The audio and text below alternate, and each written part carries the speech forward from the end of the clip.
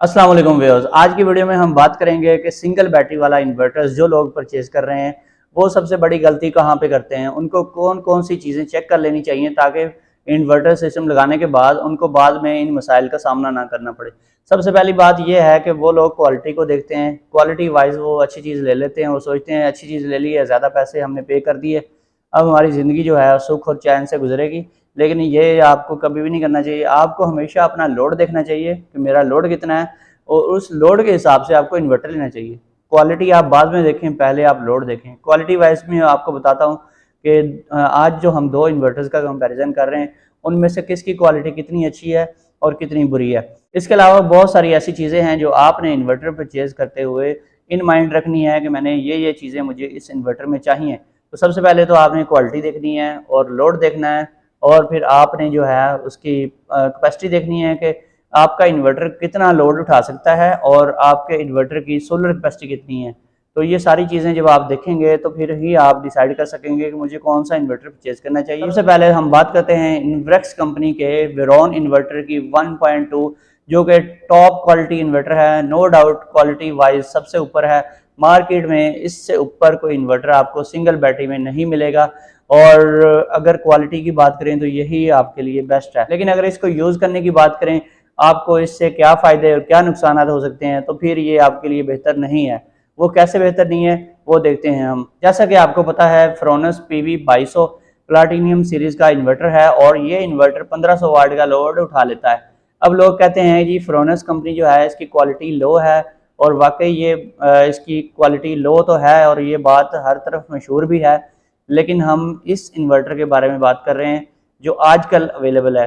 जो पहले इन्वर्टर आया था PV 2200, उसमें सॉफ्टवेयर का इशू आ रहा था, बहुत सारे लोगों को परेशानियां थी, इसमें बेतहाशा मसाइल थे। किसी की चार्जिंग नहीं सही हो रही थी, किसी की चार्जिंग रुक नहीं रही थी, और भी इस तरह के बहुत सारे मसले मसाइल थे। PV भी स्टक हो जाती थी, इसकी लो वोल्टेज पे PV काम ही नहीं करती थी।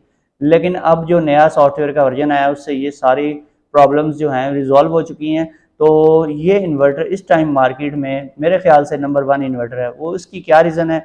उसकी मेन रीज़न ये है कि ये इन्वर्टर 1500 वाट तक का लोड उठा लेता है, और इसके अलावा इस इन्वर्टर की जो PV कैपेसिटी है वो भी आप देख सकते हैं कि 2200 वाट तक कंपनी ने रखी हुई है। यानी कि 2000 या 2200 वाट तक के सोलर पैनल आप इसके साथ कनेक्ट करेंगे तो अल्टीमेटली आपको ये 1500 वाट पावर प्रोवाइड करेगा। सोलर जनरेशन आपको 1500 वाट की मिलेगी। इसके अलावा अगर देखा जाए तो इसमें तमाम वही प्रोटेक्शंस पाई जाती हैं और काम भी वैसे ही करती हैं जैसे इन्वेक्स वेरॉन 1.2 में काम करती हैं। यानी कि अगर आप इसके आउटपुट को शॉर्ट सर्किट करेंगे तो ये ट्रिप हो जाएगा, इसके अंदर शॉर्ट सर्किट प्रोटेक्शन भी मौजूद है। और इसी तरह से अगर आप इसको ओवरलोड करेंगे यानी 1500 वाट से ज़्यादा लोड डालेंगे 1600-1700 वाट का, तो ये 1600 वाट के लोड के ऊपर फौरन ट्रिप हो जाता है। और इसी तरह से ओवर हीट की प्रोटेक्शन भी है, ओवर टेम्परेचर, ये सारी प्रोटेक्शन इसके अंदर पाई जाती हैं। यही प्रोटेक्शन हैं जो आपको देखने को मिलती हैं 1.2 वेरॉन में। और सबसे बड़ी बात यह है कि आपका जो वेरॉन इन्वर्टर है वो 1200 वाट उसकी टोटल इन्वर्टर की पावर ज़रूर है। लोग समझते हैं ये 1200 वाट सोलर से भी हमें प्रोवाइड कर देगा, ऐसा हरगिज़ नहीं है। सोलर से ये 600-700 या मैक्सिमम अगर आपको कोई पीक मिल भी जाए कभी ज़िंदगी में तो 800 वाट मिलेगी, इससे ऊपर ये जाता ही नहीं। यानी कि आप इसको कंसीडर करें, ये 600 वाट सोलर पावर आपको प्रोवाइड कर सकता है, इससे ज़्यादा की इसकी कैपेसिटी नहीं है। और इसी तरह से इसकी लोड कैपेसिटी भी थोड़ी है, यानी कि ये 1200 वाट है, वो वाला 1500 वाट है, इस हिसाब से भी ये इन्वर्टर मार खा रहा है। और दूसरी बात यह है कि अब सारा कुछ तो तकरीबन इसका कम है, लेकिन इसकी प्राइस जो है वो सबसे ज़्यादा है। यानी कि इसकी प्राइस मार्केट में ऊपर नीचे तो होती रहती है, क्योंकि डॉलर का रेट भी ऊपर नीचे जा रहा है और स्टॉक माफिया भी सरगर्म में अमल रहता है। सबसे ज़्यादा जो असर है वो इन्वेक्स के माल के ऊपर ही आता है। इसकी प्राइस भी अप्रॉक्सीमेटली 70,000 टू 80,000 के इन बिटवीन राउंड अबाउट कहीं रहती है। और जो प्लैटिनम सीरीज का PV 2200 है वो तकरीबन 49,000, 50,000, 45 से 55,000 इस रेंज में ऊपर नीचे होता रहता है। इस रेंज में आपको मिल सकता है। तो एक बेस्ट प्राइस है, और पावर भी ज़्यादा है, लोड भी ज़्यादा है, और सोलर पावर भी ज़्यादा है। इसके अलावा एक बहुत ही इंपॉर्टेंट चीज़ है जो मैंने एंड में आपको बतानी थी, क्योंकि ये बात सिर्फ उन्हें पता लगेगी जो वीडियो को पूरा देखते हैं।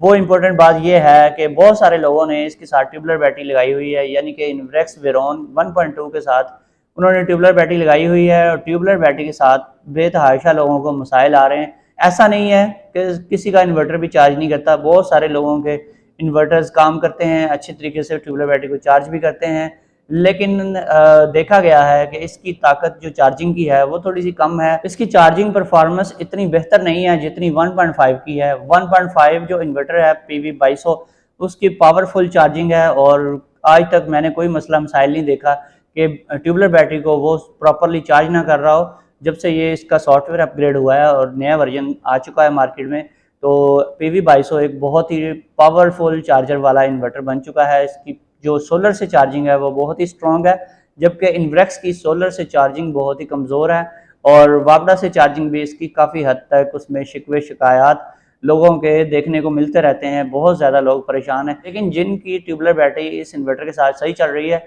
उनकी बहुत ही अच्छी चल रही है, और हर जगह पे ये मसाइल नहीं देखे जा रहे, कहीं कहीं किसी किसी जगह पे ये मसला भी नज़र आ रहा है।